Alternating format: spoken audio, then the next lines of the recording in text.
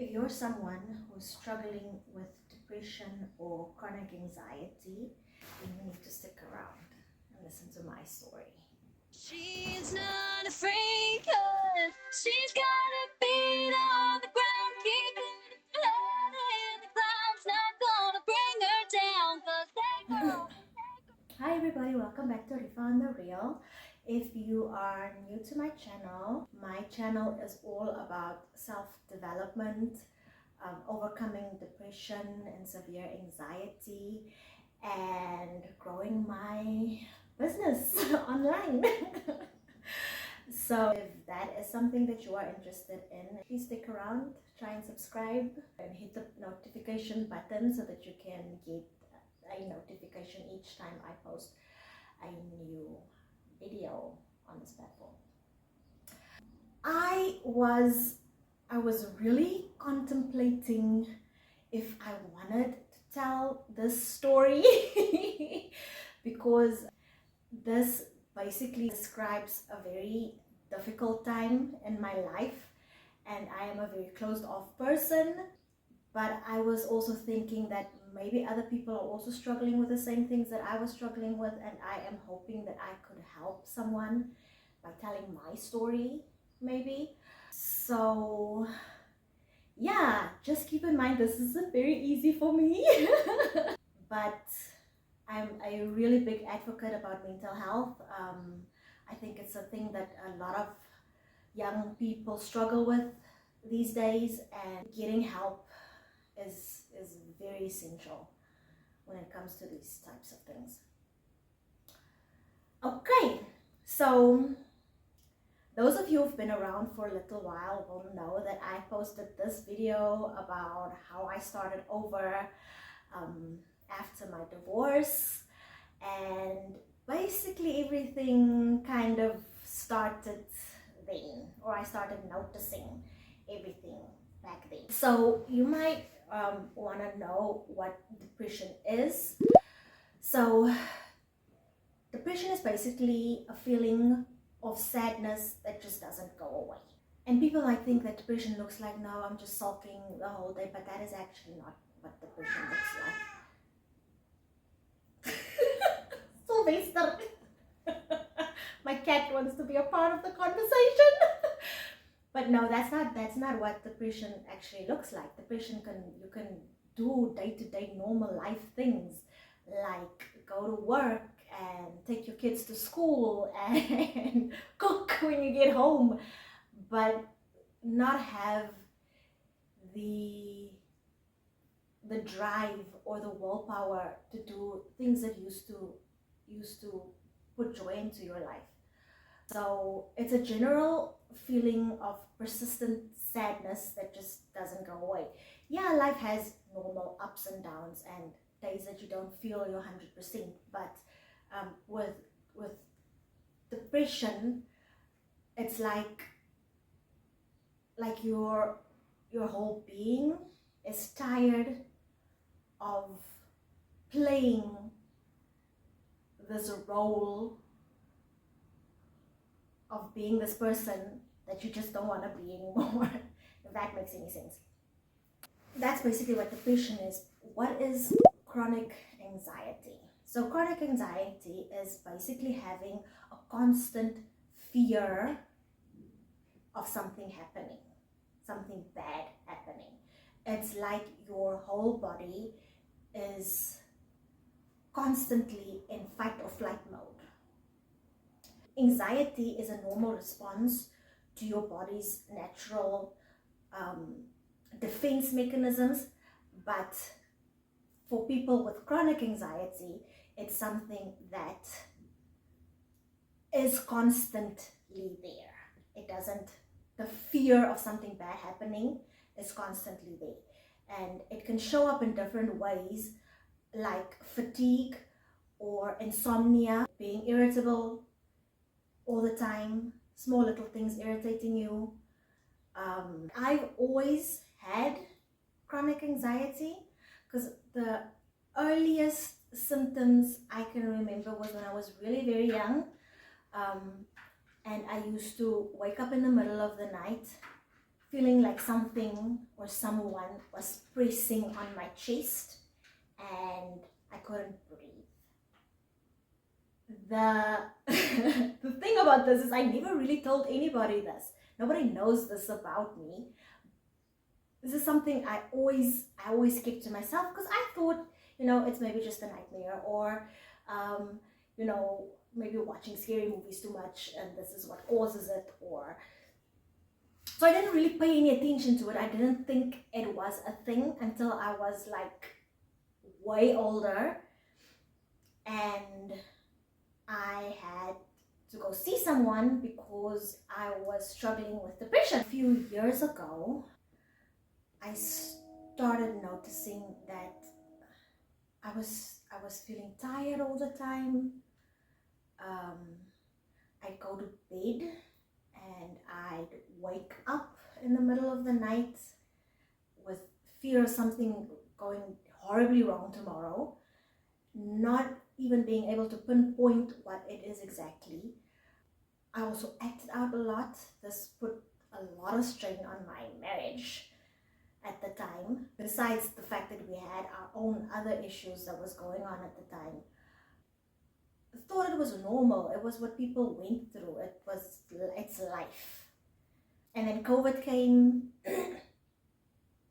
and things just seemed to get worse and worse and worse. And being the type of person that I am, whenever I can sense when people feel irritated by me. So I'd always try to make people happy and keep people happy, but then at my own expense, because I was never happy. And always thought that I needed someone externally to fill the void, but there was always a void and I didn't know what it was until after my divorce, when I was alone and I didn't have anyone except the kids around me, and having them around me all the time meant that I had to continue being the strong person, and I was just tired. I was tired of being strong for everybody and putting on this front like I'm happy, and things just got bad from there. I think over the years I'd always use external people to make me feel better or fill this empty space, the sadness space that was just always there. And then eventually, when I actually had to sit with myself and think about what was really going on, I started. It was bad. It wasn't easy. Things got way out of hand, admittedly. I started abusing alcohol, drinking way too much, not eating at all. I mean, yeah, I do the normal things. I come home, cook for the kids, have them be sorted out for school the next day. I wouldn't eat. I drink until I passed out, and then get up again, go to school with the kids, not eat, come back, cook, have them eat. It was like I was stuck in this constant routine of things that were going, and I was living outside of myself, watching myself do these things and not recognizing myself anymore. Yo. So then something happened that sort of almost put myself and my kids' lives at risk, and that was a wake-up call for me. That is when I realized I needed to do something. I needed help. So before me and my ex-husband decided that we were going to get a divorce, we went to therapy excessively. And in that time, I realized that despite the fact that we both had issues that we needed to work on, there was a lot of issues on my side that I needed to work on that didn't involve my husband or my kids. This was something I needed to do for myself.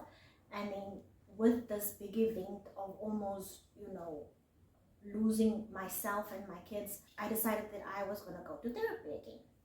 With the therapy, I realized that I had chronic anxiety, which caused me to have depression. Because what happens with my chronic anxiety is that I basically go into flight mode and I retreat back into my shell.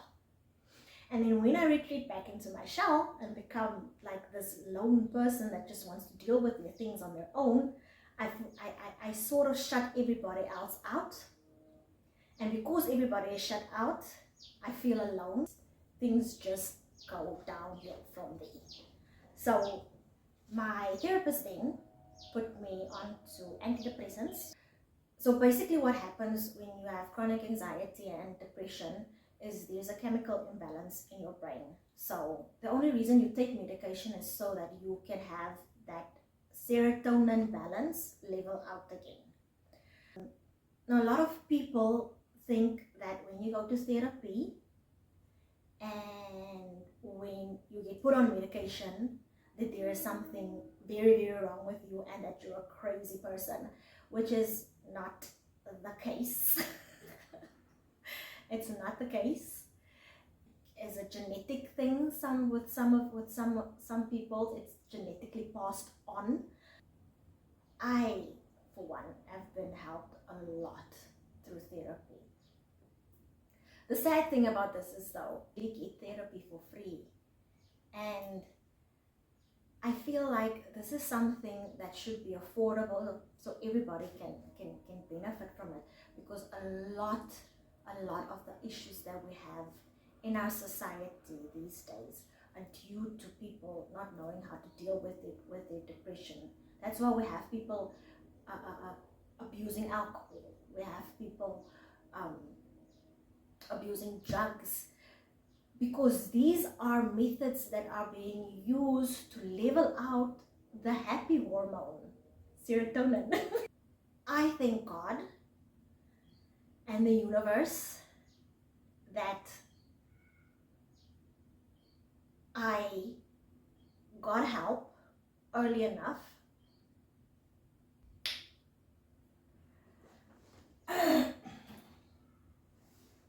So, that being said, I just quickly want to list you guys a few of the symptoms you can look out for if you're struggling with chronic anxiety or maybe also depression.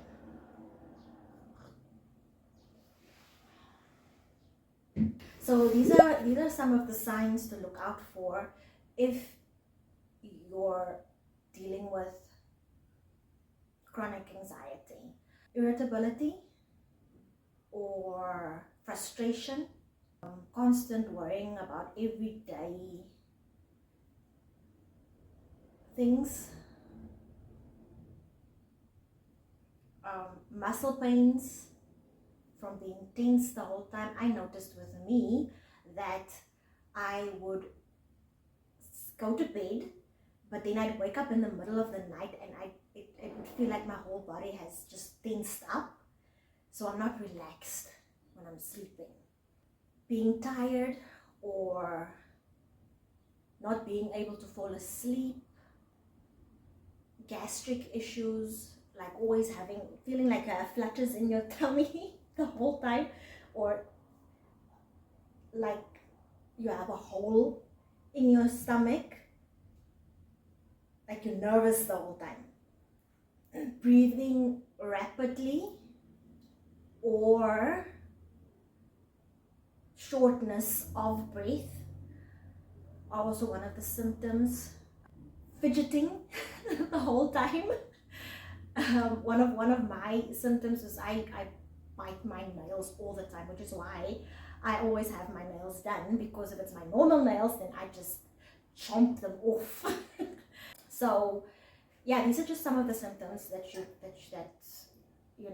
can look out for if you're struggling with chronic anxiety. Depression is a little bit different. Depression, there will also be like signs of tiredness. There was a point in my life where even just getting up and getting ready, like dressing up nicely, I used to love doing that. I used to love dressing up nicely. Putting on makeup, doing my hair, that felt like a chore. Getting out of bed felt like a chore.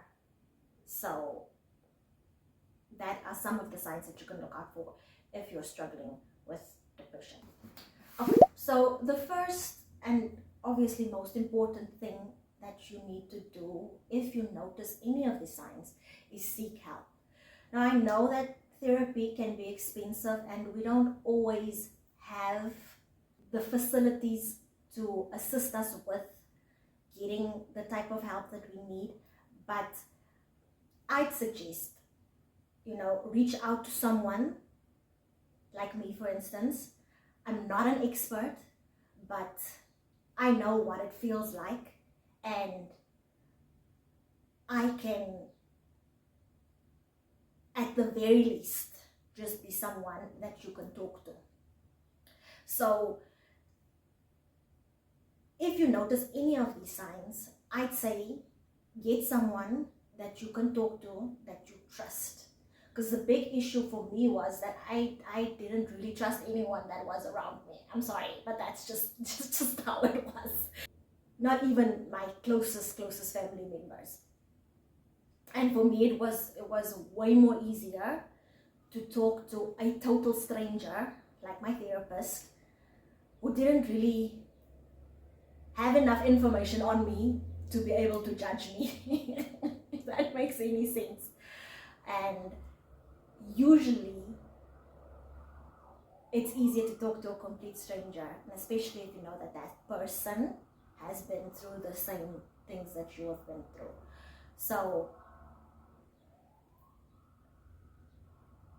like I said, I'm hoping that this channel and these little talks will help someone out there. And if you are one of those persons, please follow me and let's build a community. Let's talk about it. Let's help each other, because that's really all I want to do. Another thing that you can do, if you notice any of these signs, is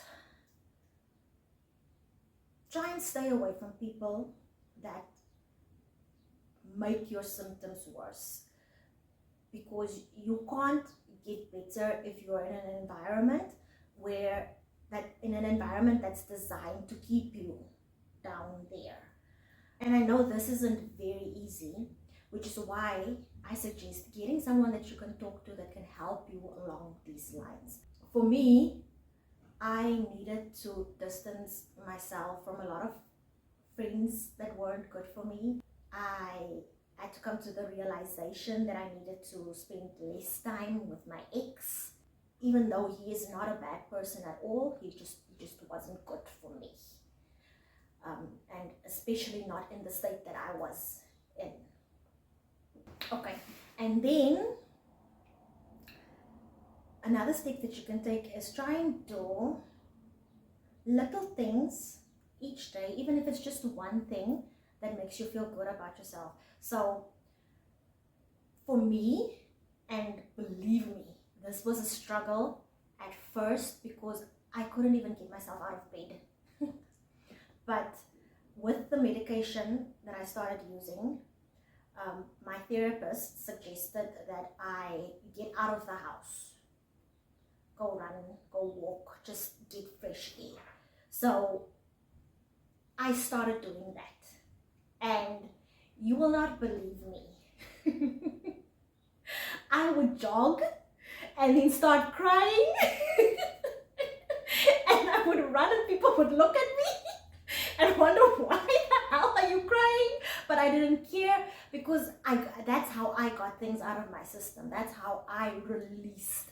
And if you need to go stand somewhere and just scream your lungs out, you know, it helps.